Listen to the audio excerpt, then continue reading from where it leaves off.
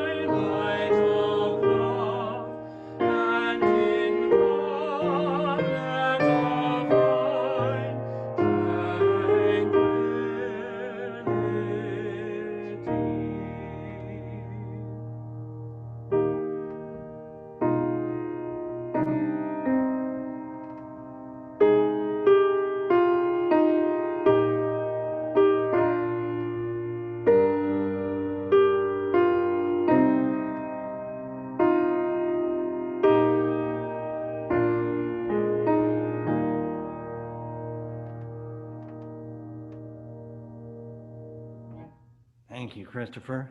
Chris, excuse me. Thank you, Chris. Beautiful. Our chalice this morning is to be lit by Diane Morrison, a member of our Board of Trustees. Diane. Good morning, everybody. We light this chalice today in thinking about compassion. And I have some thoughts here that I'd like to share from the Dalai Lama. And what he said is that compassion is not a religious business. It's a human business. It's not luxury. It's essential for our peace and mental stability.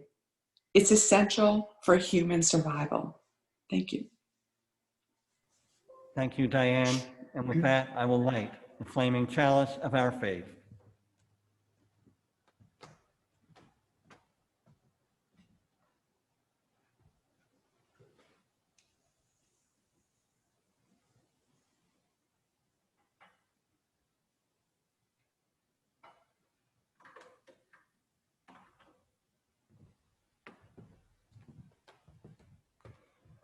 We're going to sing, at least Christopher and I will sing. I hope some of you will if you have the hymn book or downloaded the hymn. It's a simple hymn sung through twice. How could anyone ever tell you you were anything less than beautiful?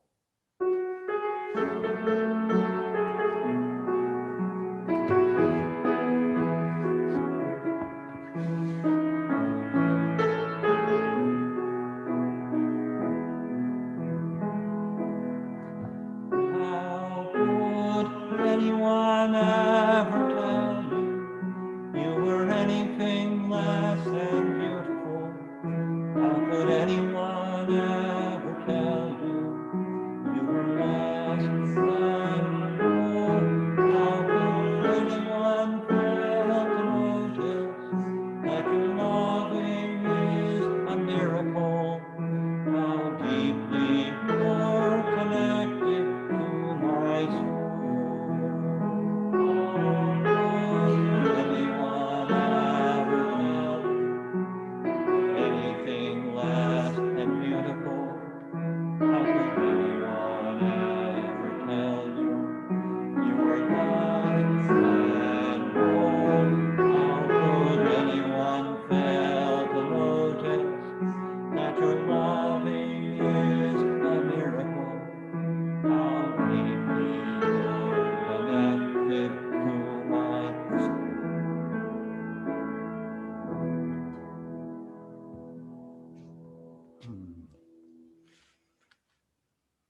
How could anyone? Announcements. Welcome first, welcome again. Welcome to worship in this place, from this place. Good to see you all, if only on little squares in the screen. Welcome, welcome. There are coming events, most of which have been in your newsletter, in your updates. I would just mention that the weekly conversation Tuesday afternoon at 2 with Ken, with your minister, this Tuesday at 4. I've been often using as topic for conversation the upcoming sermon. So this week, I'm suggesting that we reflect on some of our history, our deep history. Whose land is it on which this meeting house was built, for example, on which this nation was created? So bring your thoughts, bring yourselves, everyone, and bring your tea, if you like, to the Zoom screen. Information is on the website and in your newsletters. I am pleased to introduce Chloe Bride, our Interim Director of Religious Education, for a time for all ages. Chloe. Thank you, Ken. So I'm going to start today with a story, and it's by Laura Kim Joyner, and it's called The Bless You Bunnies. So I hope you enjoy this. Once upon a time, there was a family of rabbits who lived in a hole in the ground near the edge of Farmer Hernandez's cornfield. One day, one of the young bunnies stuck his nose out of the hole for the first time, and a gust of wind blew right into his face, and he sneezed. His parents were eating clover nearby and said, well, what do you think they said? What do you guys think they said? That's right, they said, bless you. They might have said salud because they were bilingual bunnies too, so that might have happened as well. The bunny asked his parents what bless you means, and they said, it means we love you and we wish for you to always be safe. The young bunnies liked this so much that whenever someone sneezed or had a bee chase them or got lost or was found, all the baby bunnies would say, bless you. They thought this was a great game to do, and it made them all feel loved. One day, Farmer Hernandez was out on his tractor plowing under the corn. He got closer and closer, and the young bunnies hunkered down in their hole. But finally, the ground shook so much that they jumped out and ran as fast as they could in all directions, zigging and zagging as bunnies do when they're scared. One bunny, after stopping, saw the farmer had a funny look on his face. The kind of look you have when you've been hurt or have been crying. Without thinking too much, the bunny said, "Bless you." Now, I don't know if that farmer heard the little bunny. I mean, how could he have heard it over the sound of the tractor engine? But a really good bless you carries an awful long way. Farmer Hernandez got a puzzled look on his face, as if he had heard the bunny and stopped the tractor. He looked around the field and he caught sight of the bunny. He went over to the bunny and was very still and quiet and was trying not to be seen. Quickly, he threw his hat over the bunny to catch her, and then he reached down and scooped up the little bunny in his hat and held her close to his heart. He leaned his face against the soft bunny fur, and then the farmer began to cry and cry. His wife had died recently, and he hadn't seen or hugged that many people. He was feeling really lonely until he picked up that bunny. Knowing that where there's one bunny, there are often many, the farmer walked all around the field until he had a hat full of baby bunnies and found their old rabbit hole and put the baby bunnies in it. He stayed there standing guard over the baby bunnies until the parents came back. And while he sat next to the bunnies, watching their soft ears flop and their little nose twitch, and hearing their soft whispers of bless you, he began to feel less sad and even a little bit happy. After he saw the parent rabbits approaching, Farmer Hernandez got up to leave. He looked down on all the bunnies before he left, and he said, "Thank you for blessing my life." As he turned and walked away, the bunny family said to him, "Bless you, bless you, bless you." And he heard them that day and for all the rest of the days of his life, and he always felt loved. So I now want to invite you to share the animals that bless you with us and with the congregation here gathered. You can share them by putting their names in the chat. So for example, I might put in the chat, Jake, my parents' dog. Or like me, you maybe can hold a picture up of an animal. So this is my dog, Dobie. Or if you're even fortunate enough to have your animal with you in the room, we would love to see them on screen. So I'm gonna give you a moment to put your dogs into the chat or put your animals into the chat or to show on screen. I see Catherine's doggy there. She's really beautiful there. So take a look around. Oh, I see a kitty with Heather and another dog with Joan. Louise has a cat. Oh, look at that dog with Christopher. Oh my gosh, so pretty. Oh, and some other 2 cat pictures we've got there. And another cat we're seeing on the screen. Oh man.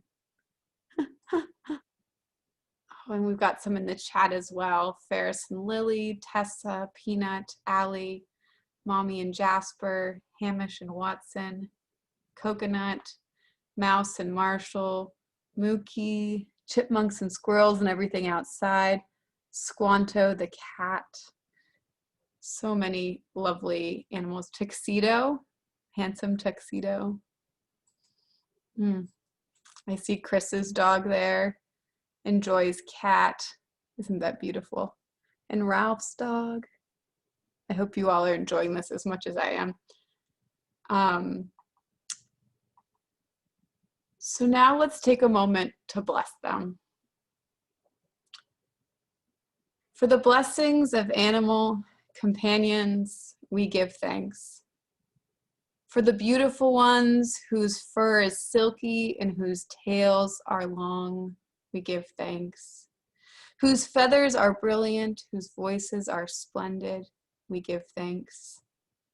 For the frantic ones, the runts and the hungry who run for food bowls or a pat, though their lives depend on it or it's their last possible gift, we give thanks. for the obnoxious ones, the heads that butt against us as we're trying to sleep, the bodies that refuse to learn discretion as they make digestive gifts for us. We give thanks. For those who bark and purr and growl and meow, for those who squawk and squeak and snarl or hiss, we give thanks.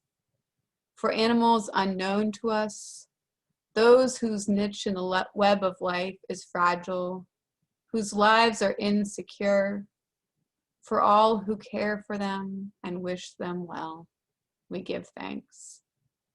Blessed are the animals. Blessed are the creatures who live with us and need our care.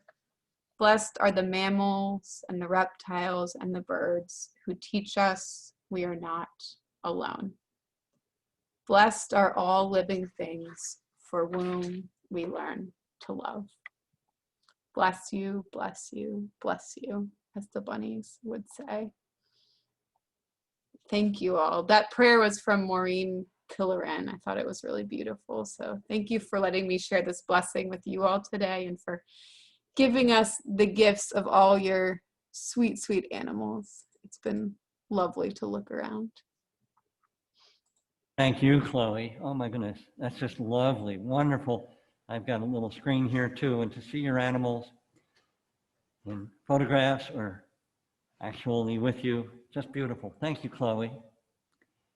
Thank you, thank you. Well, this brings us to our time of joy, sharing joys, sorrows, and concerns. I will share them and then light the candles. And the first one is indeed for Chloe. Prepare, Chloe. As most of you know, Chloe has been preparing for many years now for Unitarian Universalist ministry. One of the last things one has to do, I did it a long time ago, almost 40 years ago, is to see what's called the Ministerial Fellowship Committee of the Unitarian Universalist Association. Chloe had that meeting yesterday, and there are various rankings that they give you or suggestions. Well, Chloe got the highest ranking. She passed with flying colors and now can go on, well, after she's with us this year, she can go on to seek the remainder of her ministry. So Chloe, congratulations, well done. We have only known you a short while. We know that you are well deserving of moving into the ministerial ranks. Well, candle will be lit for you. Charlotte Champagne asked that a candle of joy be lit for the community of Old Ship, our community, and for the caring people that work so hard for the community.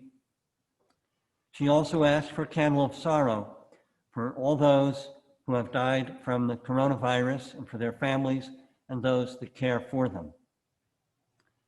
And this morning, I would add this to that candle for all those who are currently living with COVID, including, of course, our President, First Lady, and others in the administration and in Congress. For all those currently living, we wish them all well, healing, and recovery. And I will light all the candles eventually for all the joys, sorrows, concerns deeply felt, perhaps shared on chat, yet unspoken in words this morning among us.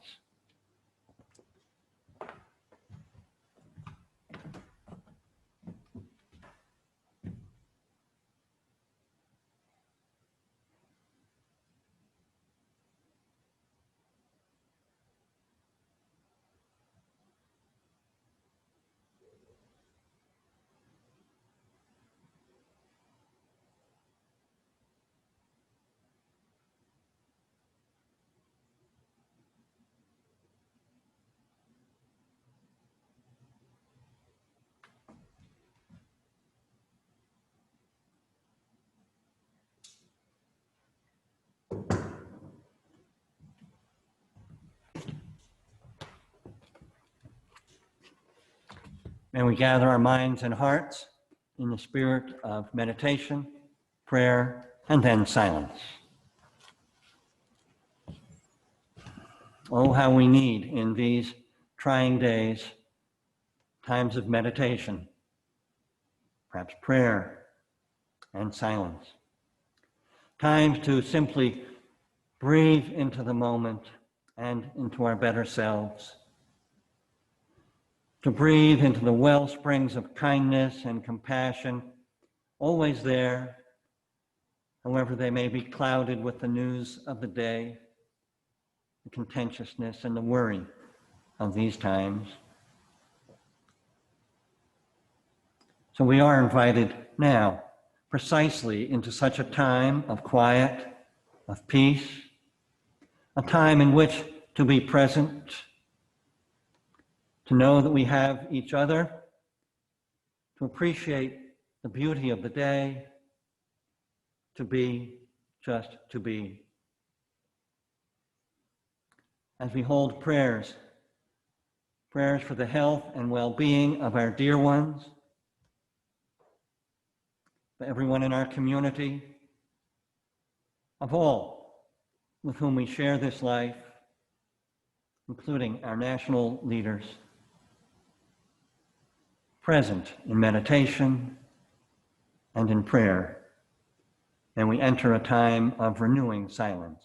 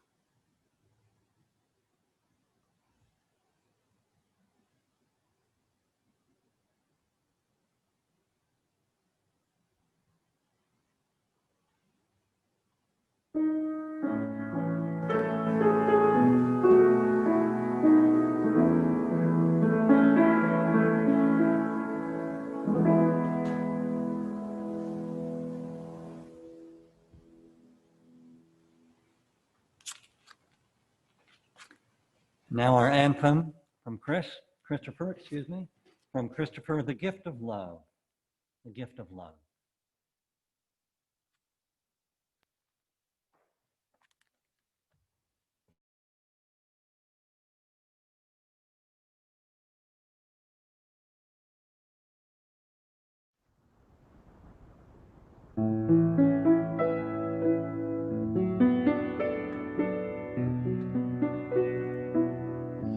Though I may speak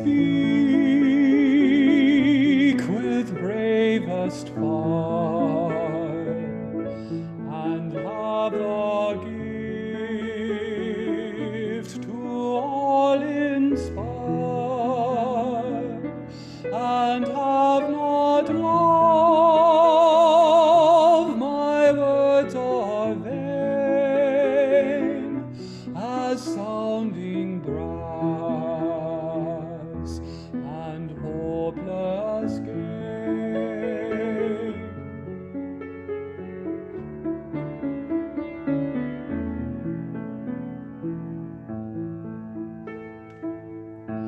Though I may give all I possess, and striving so my love profess, but not be given by love within, the prophet soon turns strangely thin.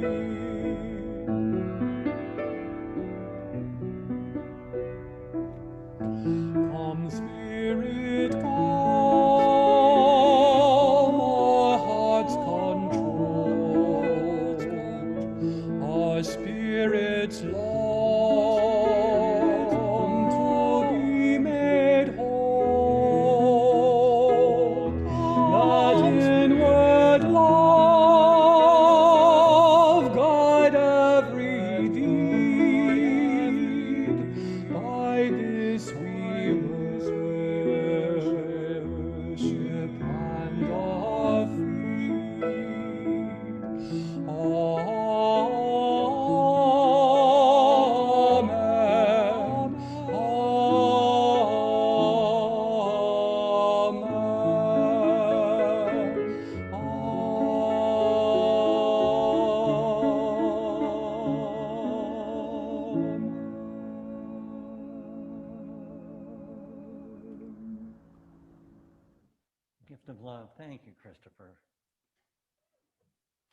in that spirit are our two readings this morning. The first is from the Buddhist Metta Sutra, the Sutra on Compassion, and this will be shared by Catherine Mays. Catherine, thank you. Good morning, everyone. Let us cultivate boundless goodwill. Let none deceive another or despise any being in any state. Let none in anger or ill will wish another harm. Even as a mother watches over her child, so with boundless mind should one cherish all living beings, radiating friendliness over the whole world, above, below, and all around, without limit. Here ends the reading. Thank you, Catherine. I love that phrase, radiating friendliness. Beautiful. Our second reading will be shared by Elizabeth Torrey, and it comes from the book by Karen Armstrong, 12 Steps to a Compassionate Life. Elizabeth. Thank you. The second reading is taken from 12 Steps to a Compassionate Life by Karen Armstrong, in part quoting the poet Wordsworth. One small act of kindness can turn a life around. We can all create spots of time for others, and many of these will be the little, nameless, unremembered acts of kindness and love that Wordsworth claimed in a poem form that best portion of a good man's life. Here ends the reading. Thank you, Elizabeth. And thank you, Wordsworth. And thank you, Karen Armstrong. And thanks to the Buddha for all those words and sentiments. We arrive at our time of sharing our financial gifts, if you will. Though we can't pass a plate here in the meeting house, we invite you to help support our ministries, our varied ministries, supporting our community inwardly and reaching out in service to others. We invite you to do so with your gifts through our oldship.org website. There is an easy way to do it, and we appreciate each and every gift. It all makes a difference. It all ripples into the world. So thank you in advance. Our offertory music from Christopher, Consolation by Felix Mendelssohn.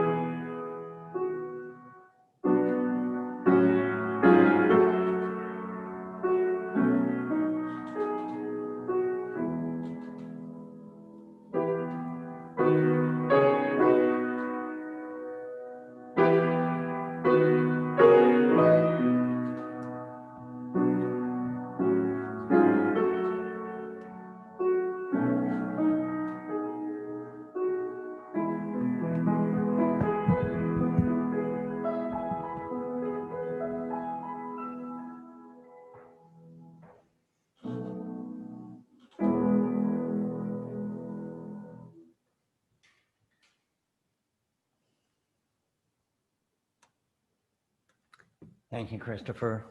Consolation. Cultivating compassion is our theme today. Cultivating compassion. Compassion more or less means feeling with, or even suffering with. Compassion. And then, of course, acting accordingly as best we can. Our Unitarian Universalist principles, as stated, include affirming the inherent worth and dignity of every person, include supporting one another, acceptance in our spiritual growth, include justice, equity, affirming justice, equity, and compassion in human relations. And this morning, particularly with St. Francis' feast day in mind and Chloe's beautiful blessing, we think of all of our relations, not just the human ones. Justice, equity, compassion, inherent worth and dignity. Dry words, you might say, but good words for sure. Yet how do we better live them? That's where it gets a little harder. How to begin with, are we to live in a world with so much suffering? We're so aware of it. How can we keep our hearts open when there's so much to break them? And how can we, or even should we, keep our hearts open to those who are mean-spirited, hateful, cruel, and worse? Well, I've spoken with a number of folks recently, over time, really, including some of you, who sometimes feel their hearts closing or hardening as they become aware of so much suffering, the latest news, or whatever it might be, terrible inequity, disaster, or hear too many hateful words, and they find themselves, some of you, all of us, one time or another may find our hearts closing or hardening, shutting down. Now we know it's a sort of unconscious defense mechanism, a protective way of being self-protective, but even so, we don't like it. I know I don't. So what then? For we know that the world needs people who care, needs kindness, needs love, needs compassion. To put it another way, the world needs the brokenhearted who keep on anyway. But how can we do this? How can we cultivate compassion without being overwhelmed by suffering? All the religions and ethical systems over the centuries, millennia, really enjoin us to this way of living. Often in so many traditions, most of them put in the simple words of what's often called the Golden Rule. There are numerous iterations. I could think of half dozen right away, but it all comes down to something pretty simple. You could say it as well as I. Don't treat others as you don't want to be treated, and do treat others as you would like to be treated. What could be more simple, but not always so easily lived? What then? We clearly need to go deeper than words in the brain to feelings in the heart, and then to the work of our hands. So what then? Well, stories can help. Jesus used stories to open the hearts of his listeners in his time, and still for us as we read the stories. The story of the Good Samaritan meant to illustrate what it means to love your neighbor as yourself was one of those stories. The vividness of the story reaches our heart. We have these respectable, high-minded individuals passing by, crossing on the other side of the street when they see someone, a man who's been beaten and left to his suffering, perhaps to die on the side of the street. They're too busy. They're too important. They go right on by. And a Samaritan comes along, and Jesus' Jewish listeners, Samaritans and Jews didn't get along. Jesus' Jewish listeners would have thought that the Samaritan would be the last person. They wouldn't have expected him to be the guy who helped. But he stopped. And he probably had things to do too. But he stopped and he helped big time. He was the neighbor. He was the one who had and showed compassion. Maybe, says our heart, and not just our mind, then at the end of the story, we might be ready, more prepared to really hear and take to heart Jesus' words, go and do likewise. Our own stories, too, can help us to become more compassionate. We know we've all had the experience that if we've been through some particular tragedy or difficulty or hard time, it makes it much easier for us to relate to feel with, to help those who've been through something similar. Never exactly the same, but if we've been through a similar loss or tragedy, we're more open to others. And this is why bereavement groups help. It's why 12-step groups help. It's why, no accident, that, not just a coincidence, that Karen Armstrong called her book 12 Steps to a More Compassionate Life. Now, I won't go into all of her 12 steps this morning. You can read the book if you want. Only to say that the 12 steps move really from brain to heart to hands, moves from learning, noticing, letting go, all to address what she calls our addiction, like any 12-step groups, our addiction to ego. Moving from learning to paying attention to feeling to doing, as I say, head to heart to hands. The last lines of the book put it this way: we know what we have to do. This is the end of the book, but our work is just beginning, she writes. But that summary line, that final line skips over everything from learning, in between learning and doing. So again, how do we get from brain to mind to hearts? Her book outlines, stories help, our own experience helps, but what else? Well, there are practices in just about every spiritual tradition that can help us get out of ourselves, our egoistic concerns and worries and fears. Of course, we're going to have our worries and fears, but there are practices to help us move beyond them, even as they are part of our lives. We heard the lines from the Metta Sutra this morning, the Buddhist text on compassion, and we can learn, we can use such lines, or lines like them, in our meditation if we choose to repeat to ourselves, driving the message deeper and deeper from head, just the words, into our hearts. Words I often use are simple in my meditations. May all beings be well, be happy, be at peace, be at ease. Now, as most of you know, or many of you know, if you're familiar with this tradition, that's not where we start. We start with ourselves. May I be well, happy, and so on. And then we move outwardly to those whom we love and know well. And then to those the kind of neutral people, those we don't know. And then to those who are perhaps troubling in our own lives or on the national scene. That's not an easy step for most of us. Perhaps you have someone in mind this morning. Comes to mind who's a troubling figure in your life, in the news, or in your own life. You might be saying, some of us might be saying to ourselves, what? That person too? Well, this ancient teaching says, yes, that person too. Though as noted, you don't necessarily start there. Christopher could tell us, you start with the scales before you dive into learning a Beethoven sonata. But this said, do we want our hearts hardened to anyone, really? Yes, we must protect ourselves from those who would do us harm, and none of this has to do with accepting or tolerating harmful or dangerous or hateful behavior, whether personally or nationally. But this doesn't mean that we have to harden our hearts, close our hearts. That's kind of the opposite of cultivating compassion. We'll find ourselves doing that because we're human, but then we can move from it. So our stories, our own experiences of suffering, meditative practices, prayer for others, for ourselves, all can help us to cultivate compassion. It's a lifelong journey, and it's not once and for all or forever that we become supremely compassionate. Now I've got it. No, we will stumble and we will fail. We are human. We will find ourselves closing our hearts even when we would have them be otherwise, want them to be open, and then be able more fully to do what we deeply want to do.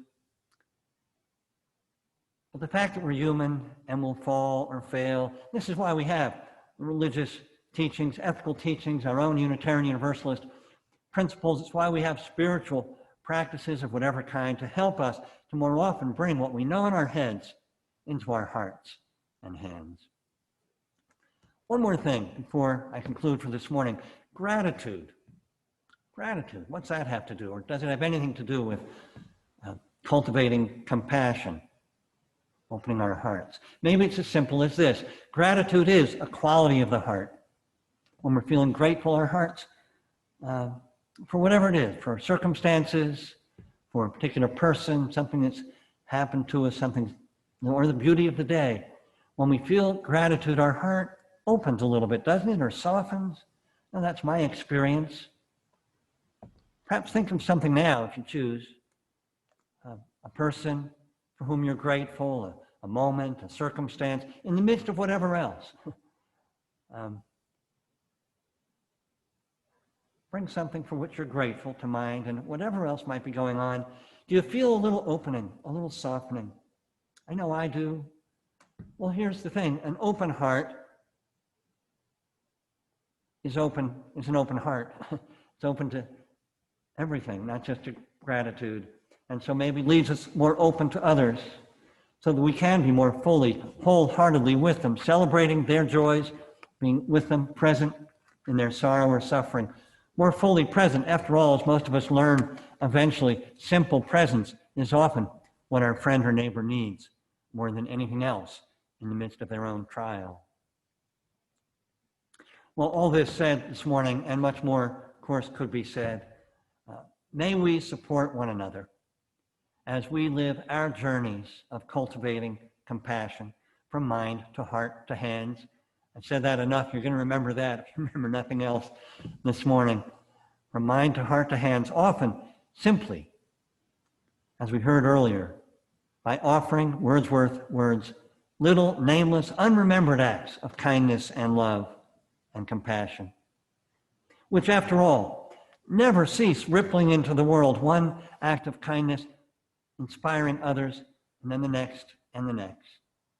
And in these days of heightened contention and too much meanness and hate, we must have faith. I preach to myself, and I suggest to you, must have faith that the accumulation of small, kind, compassionate words and deeds do indeed matter, and matter a great deal.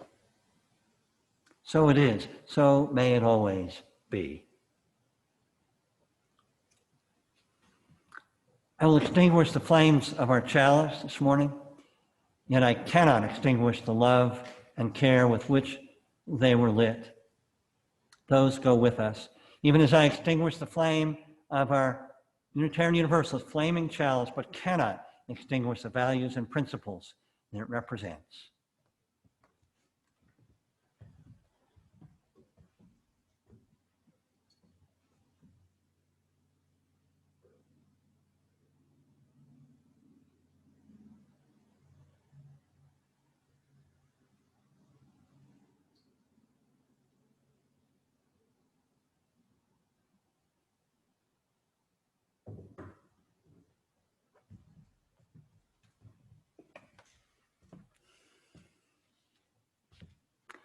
We're going to sing again. I expect many of you know this without a book. Love Will Guide Us. If you have a hymn book, it is number 131, or perhaps you've downloaded the text. Love Will Guide Us. Will